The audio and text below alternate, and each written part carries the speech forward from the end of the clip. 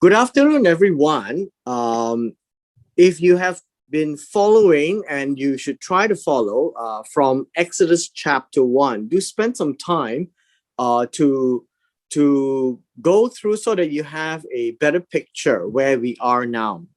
In chapter 18, it is a chapter that follows three very major things that happen. After they crossed the Red Sea, on the other side of the shore, which I suggest to be at the northern Arabian Peninsula, out of the Sinai Peninsula, they began to question God. They began to murmur against God. First, it was water that couldn't be drank because it was bitter. And then it was turned to sweet water.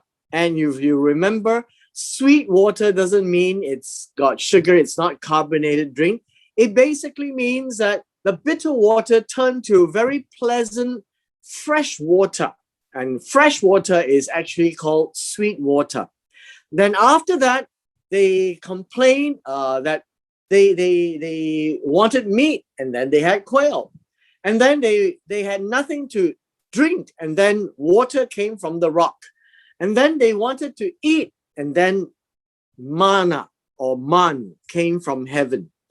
And now we are in chapter 18.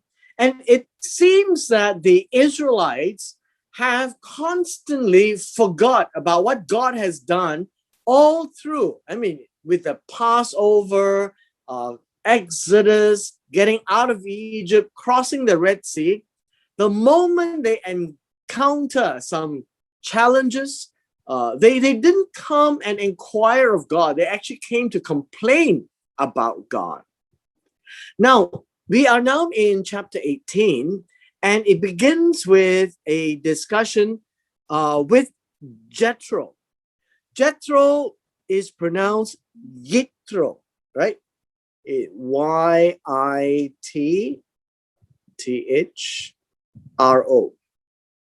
Yitro.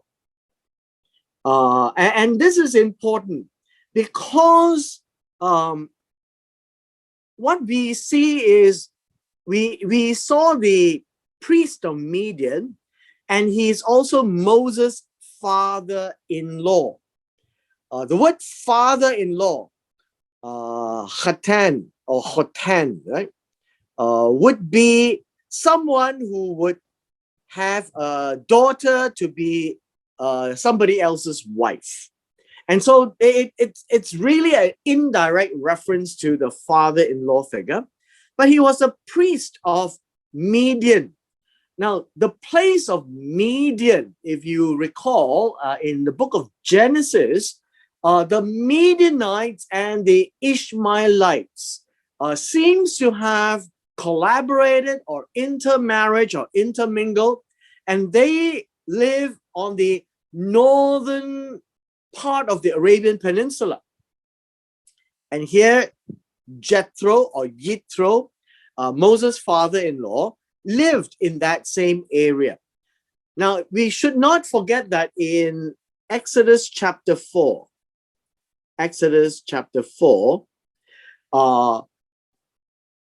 Moses sent the children and the wife back to the father-in-law. And this is the continuation of the story that now Jethro is hearing, that they have left Egypt and now they are joining the northern peninsula, Arabian Peninsula, and they are somewhere in the vicinity. And as such, we find that Jethro is now coming to see Moses. All right. So Jethro is now coming to see Moses. And so this is a time where Jethro had decided that, hey, my son-in-law is coming to town. And he is described as a priest of Midian, father-in-law. And many people would have discussed this. Why is he called the priest of Midian? And for some intents and purposes, we do see that Jethro seems to know God, but he is a priest of Midian, a priest or somebody who interceded for the people. And the God that he recognizes is the God of Moses as well. And so in the entire description in chapter 18, you begin to see that Jethro actually has wisdom that comes from God. So he heard and that the Lord had brought Israel out of Egypt. Now, this was a major event that people around the place would have had a shock of their lives. We're not talking about a small nation like Moab or Ammon. This is, after all, Egypt. And for anyone to leave Egypt, and if you recall, about 1 million plus men, women, children, and elderly and livestock, this was the great exodus. And everyone heard it. And under what circumstances, they were astounded. And so in verse 2, Jethro, Moses' father-in-law, took Zipporah. Zipporah is the daughter of Jethro, Moses' wife, after he had sent her back, and this would be Exodus 4. And with her 2 sons, of whom the name of one was called Gershom. This one is Gershom. Gershom means a stranger. Now, in Exodus chapter 12, we have read in the Passover descriptions, there was a stranger. If he wanted to participate, he has to be circumcised and his sons. The word ger is used as people who are a foreigner, an alien, not part of the nation, but they happen to join them. And you find that this word ger is occasionally used for people who actually travel with the Israelites. And so the first son is named Gershom, the meaning being I've been a stranger, and this would mean that I have been a ger in a foreign land. A foreign land would be Egypt. Now, you need to think with me, why Moses referred to Egypt as a foreign land? After all, he was born there. And the reason why the Israelites always call Egypt a foreign land is because the land doesn't belong to them. Even though they may have been born there, raised there, but the land doesn't belong to them. So to Moses, Moses is a ger in Egypt. Now, when you come to the promised land and the Israelites are there, then Ruth, who is a Moabitess, would join Naomi in Israel, and that your God will be my God, your people will be my people, and she would be a ger, a foreigner, but aligned to the people of Israel. And so stranger is actually with reference to where you come from. And Moses knew as an Israelite that Egypt is not his homeland. The promised land, where they are on the way going there, would be their native land. The second son was called Eliezer. Eliezer is a very popular name. Means God is help. You mean El, right? Eliezer, God is help. For the God of my father was my help and delivered me from the sword of Pharaoh. And that would be how people give names to their children. As opposed to ancient China, when you name it according to livestock, they name it according to events. So in this event, you find that Jethro, Moses' father-in-law, came with his sons, his wife to Moses in the wilderness. Notice, Jethro wasn't meeting them in the camp. They were encamped at the mountain of God. And where would that be? That would be Mount Sinai, also known as Mount Horeb. And that would be where Moses saw the burning bush in Exodus chapter 3. And so you need to then put in your mind that the meeting with Jethro and Moses did not take place in the camp. It took place outside the camp. And then in verse 6, something interesting happens. The English doesn't seem to bring this out. But now he had said to Moses, I, your father-in-law Jethro, am coming to you with your wife and her 2 sons with her. And you notice that it says he said to Moses, but he is not there. And so this is a very common expression that Jethro sends a messenger. And the messenger meets with Moses. And so the narrative is as if Jethro spoke to Moses, but actually Jethro didn't quite speak to Moses. Jethro's messenger. And for all intents and purposes, this is a shaliach, one who is sent by Jethro. And the words he speaks, the messenger speaks, represents Jethro.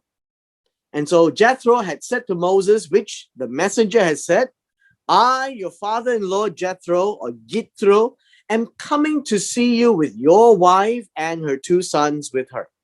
That's the picture. That's the background. Now in verse 7, Moses went out to meet his father-in-law. You notice in the Hebrew way of engagement, the wife, although very important to Moses, and probably that's why he went there as well, because his family is coming to see him.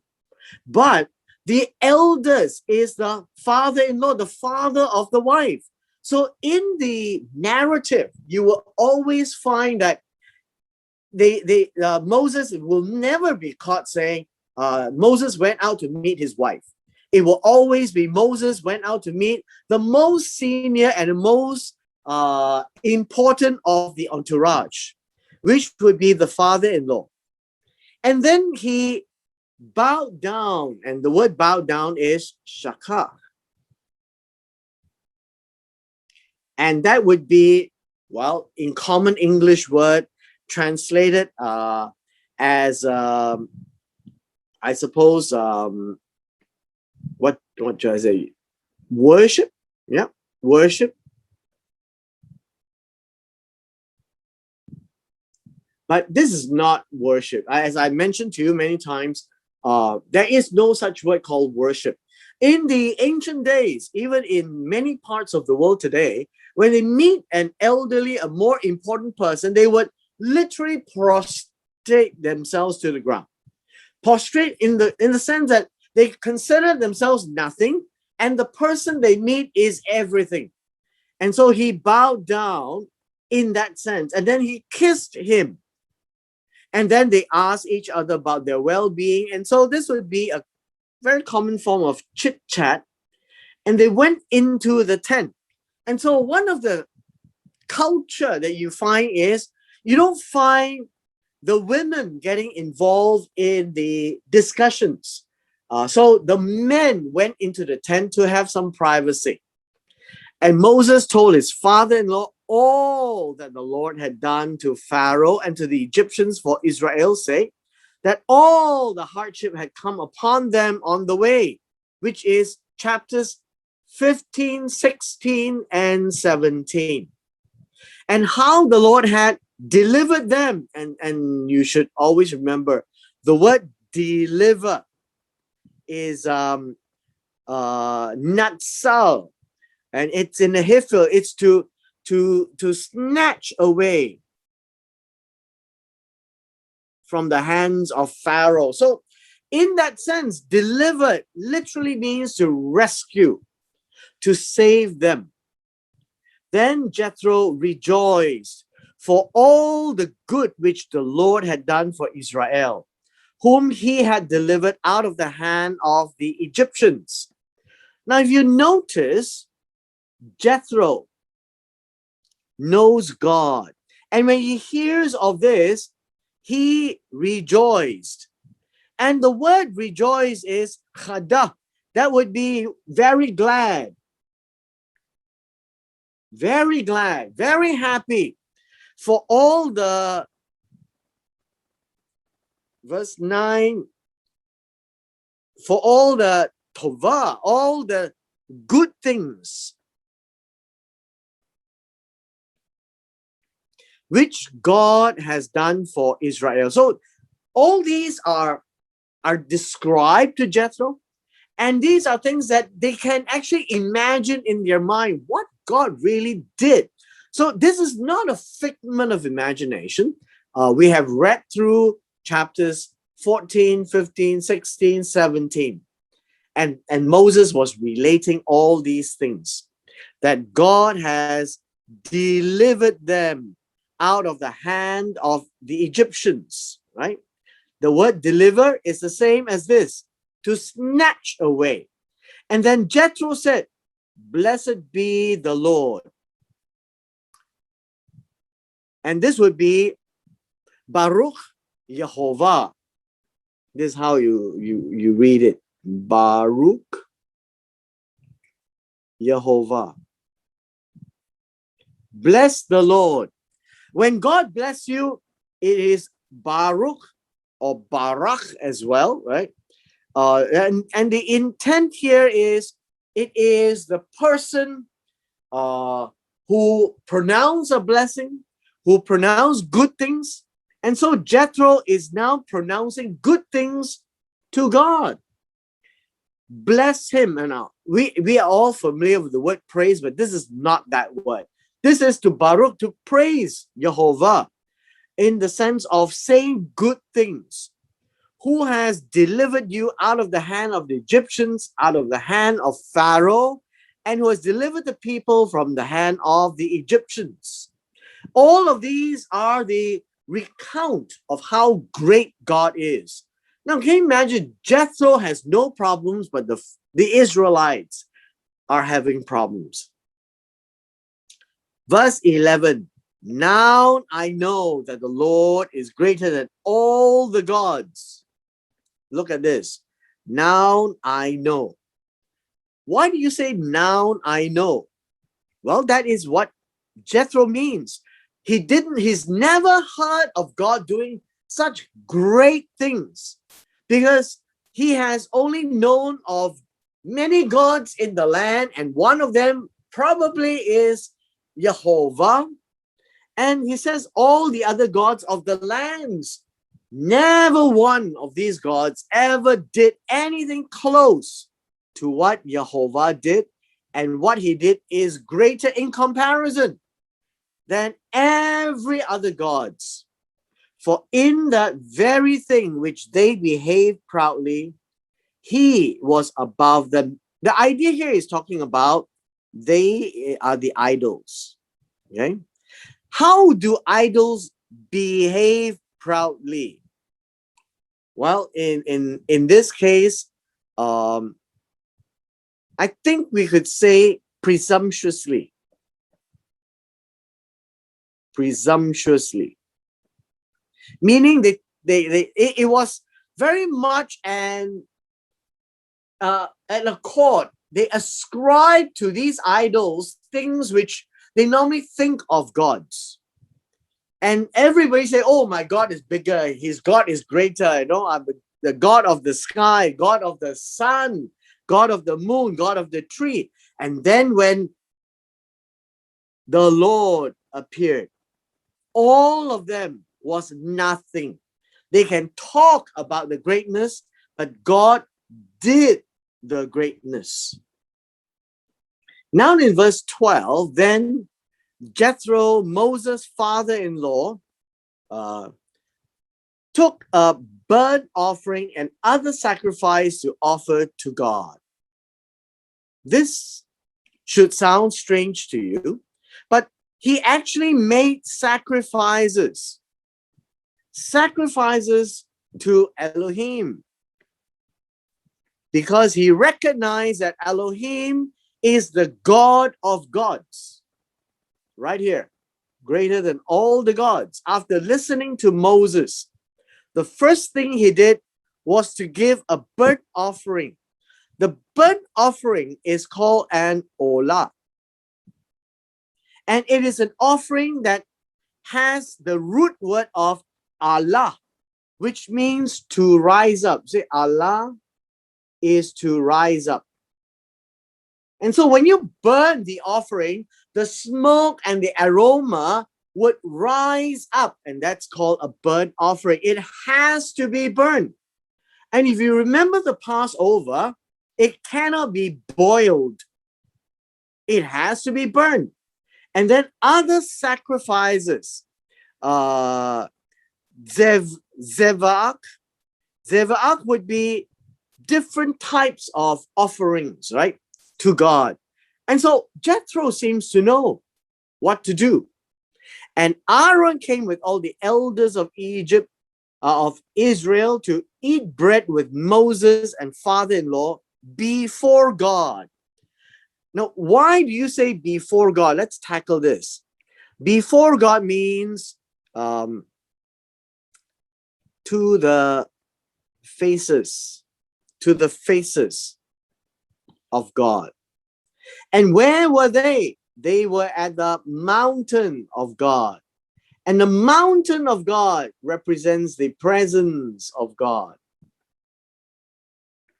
And so they had met that this mountain of God, Mount Horeb or Mount Sinai, is they are right in front of the mount, basically. All the elders doesn't mean every single old man, but these were the leaders, the tribal leaders of Israel. The next thing that you see here is in verse 12. He says that they came to eat lahem, eat bread, right? Eat bread, literally to eat bread in the expression. Now, in our modern day, in Asian, our Chinese style, we would say, let's eat rice. And so to them, it would be eat bread. And that would be the more colloquial way of expression. And they all came and they had a feast right in front of Mount Sinai. Now, in verse 13, something interesting happens. In verse 13, the next day, meaning they met Jethro, the elders came out of the camp. So Jethro didn't go into the camp.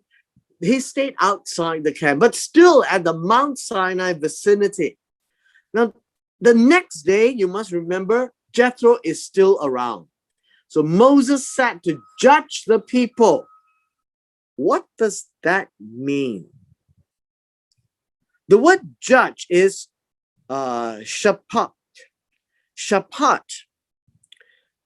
Shapat, let me just put this down. Shapat.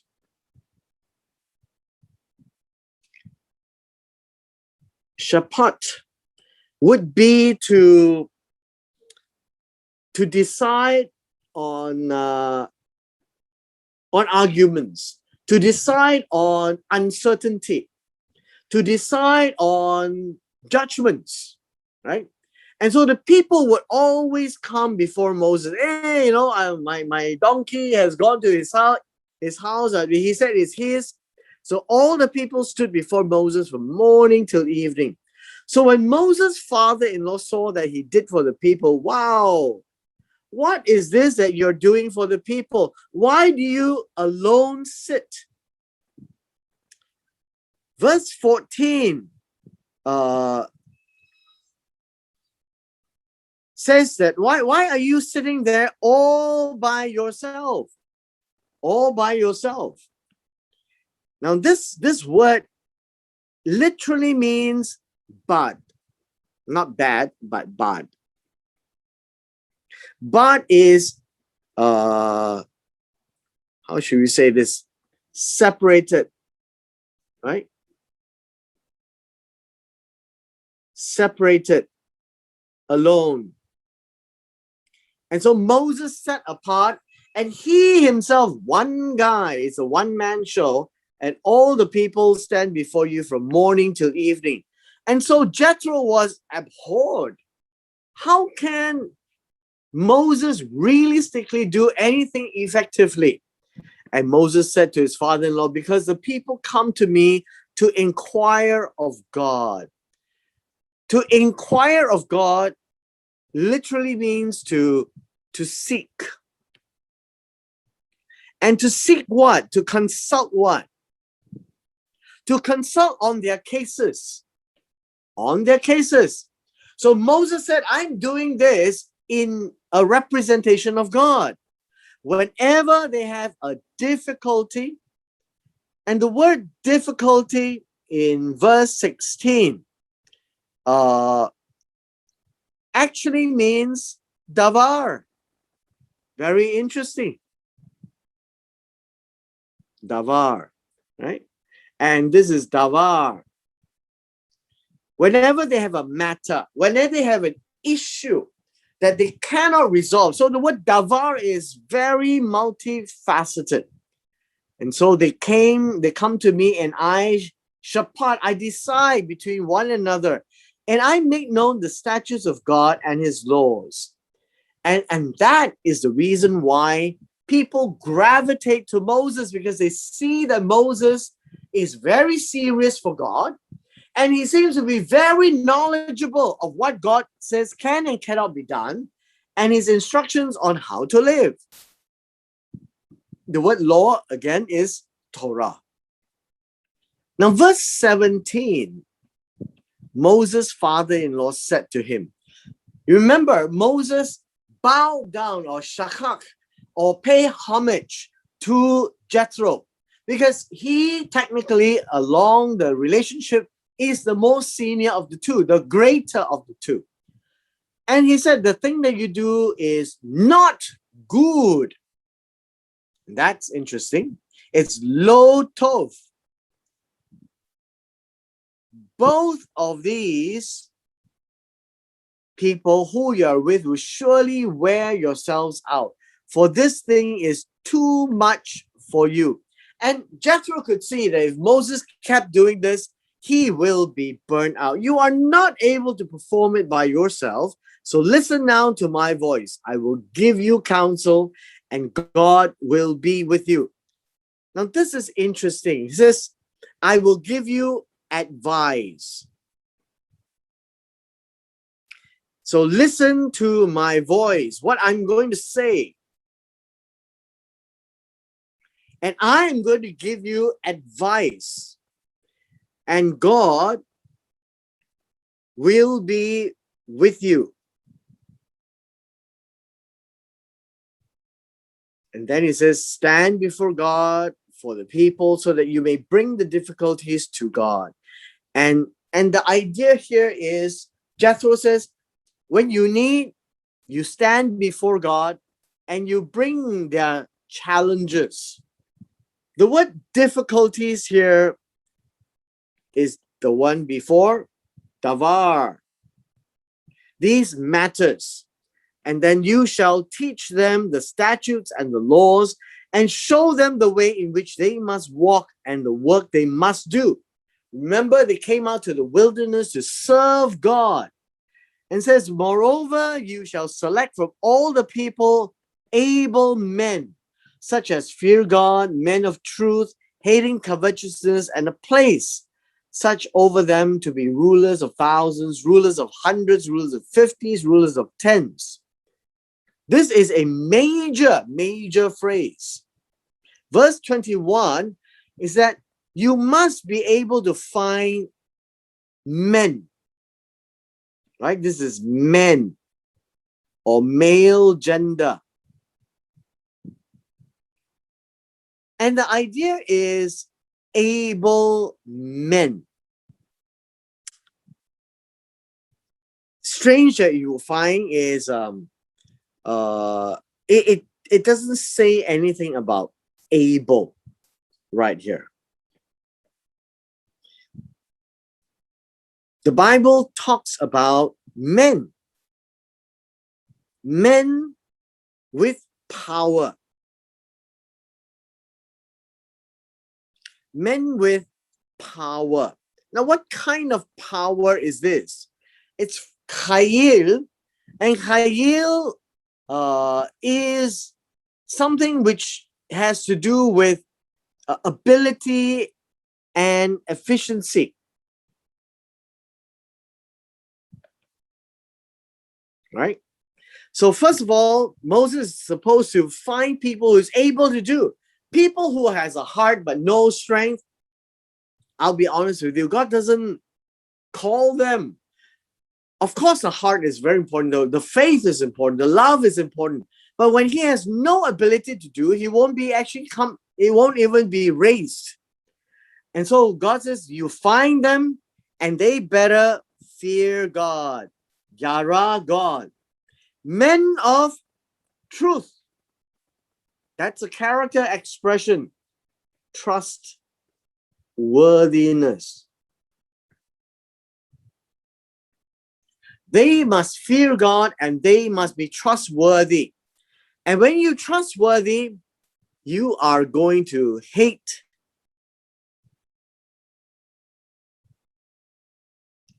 profit, right? Hate profit. Hate profit. And in this case, there is an option for them to think of faithfulness. So men of truth that hates profit, that is not there to make money, is not there to gain more. And so that is the very important thing. Fear God, men of trustworthiness. They do not want to profit from anything as a mediator. And then you place them to be rulers of thousands, rulers of hundreds, rulers of 50s, rulers of 10. Thereby, this is actually a reverse funnel. In a reverse funnel, you find that the reverse funnel actually allows you to do your job with other people, and the more important ones would float up. Continuing on in verse 22, let them judge the people at all times. Then it will be that every great matter they shall bring to you. That's to Moses. And every small matter they themselves shall judge. Basically, they're looking at themselves as, yes, let's resolve this among ourselves because it's a small matter. So it will be easier for you and for them to bear the burden with you. Verse 23 reads this way. If you do this thing and God so commands you, then you will be able to endure. All these people will also go to their places in peace. And so after Jethro advises Moses how to reorganize, and that's technically a reorganization, and it is actually to cater for them to bring cases before they hit Moses, many things would have been resolved. Now in verse 24, our last passage is this. Moses heeded the voice of his father-in-law. Why would he do that? Because he is one respected guy that deals with Israel. Moses knows Israel well, and Jethro also knows Moses well. And whatever Jethro advises, look at what he says. And God commands you. That is the key word. It is not that Moses and Jethro woke up one day and decided to do it this way. And the intent to show us is very simple, that if you are able to split this up, then the work of deciding for the children of Israel will be much, much less indeed. And so Moses did all that he had said. So Moses chose able men out of Israel and made them heads over the people. The able men, people who are able to endure. And then the other one would be people who make it a point that their wealth is not important, their ability can be seen, but they're not volunteering.